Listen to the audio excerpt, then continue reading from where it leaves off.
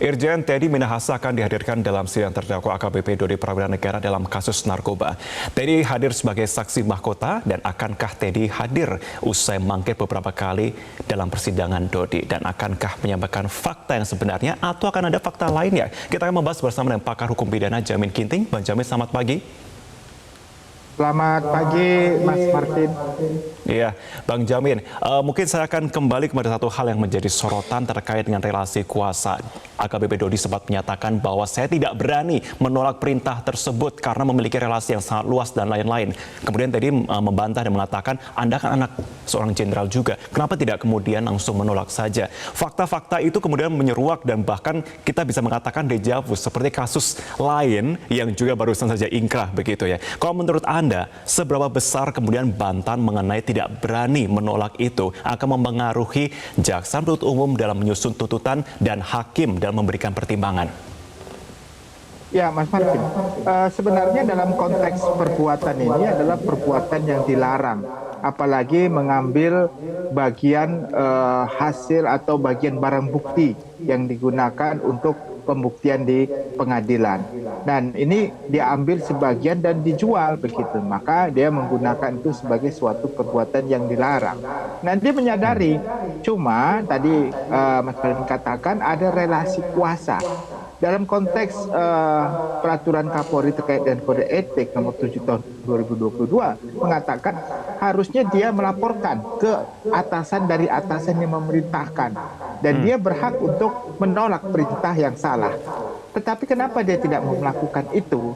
Nah, karena mekanismenya itu sulit ya untuk menyatakan melaporkan ke atasan-atasan Teddy. Siapa ya atasan Teddy?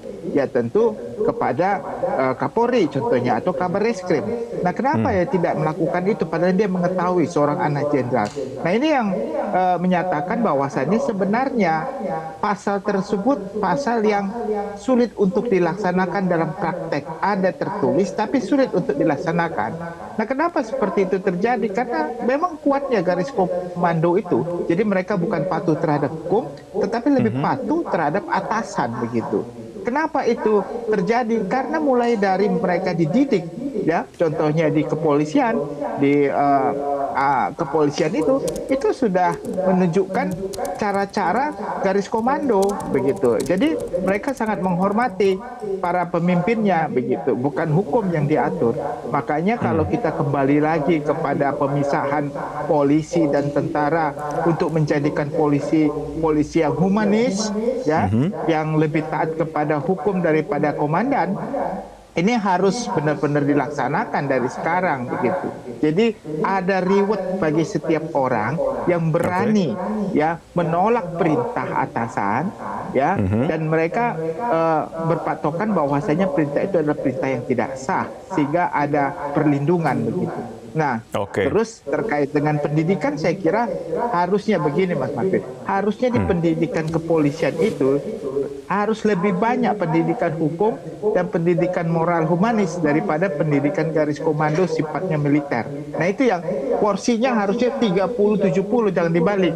Pendidikan militer 70-30, jangan, harusnya lebih banyak terkait dengan pendidikan bagi mereka di kepolisian ya. Beda dengan militer begitu. Nah, itulah yang mengakibatkan ini terjadi berulang-ulang begitu Mas Martin. Oke. Di samping fakta patuh atasan dan bukan patuh hukum, Bang Jamin, bagaimana kemudian ini akan memengaruhi tuntutan kelak begitu? Kalau kita bicara mengenai AKBP Dodi, kita melihat ia mengatakan, oke, pada waktu itu saya tidak berani, tapi pada persidangan dia mengatakan saya tidak takut lagi, saya beberkan semuanya dengan sangat gamblang. Dan bahkan kita mengingat bahwa persidangan itu juga kemudian sangat ramai. Bagaimana ini bisa memengaruhi? Ya, ini sebenarnya sudah terlambat. Dia berbicara tentang seperti ini kan dia turut serta juga kan. Bahkan dia diperintahkan untuk menjual dan dia melaksanakan perintah tersebut ya. Walaupun dia tidak bertemu langsung dengan Linda atau Anita, tapi dia menyuruh orang begitu dan melaksanakan perintah tersebut. Berarti kan dia memang mempunyai niat juga untuk melaksanakan apa yang diinginkan oleh Teddy begitu. Nah, jadi harusnya dia kalau seandainya ya tadi ya ini kita berandai-andai kalau seandainya tadi dia tidak melaksanakan perintah tersebut dan mengembalikan barang bukti tawas tadi yang diganti tawas dikembalikan atau dimusnahkan sajalah ya, nggak usah diedarkan, nggak usah itu kan nggak terjadi kasus begitu. Dan nggak ada kasusnya ini kalau seperti itu sudah dilaksanakan kan.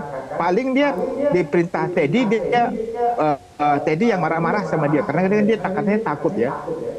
Teddy marah-marah sama dia, itu saja. Tapi realitanya nggak akan jadi kasus. Tapi karena dia melaksanakan perintah tersebut, akhirnya itu bisa jadi kasus begitu. Itu yang menjadi permasalahan. Kami ada pernyataan juga Bang Jamin dari Teddy Minahasa yang menyatakan perintah untuk menyisihkan barang bukti. Kita coba simak bersama.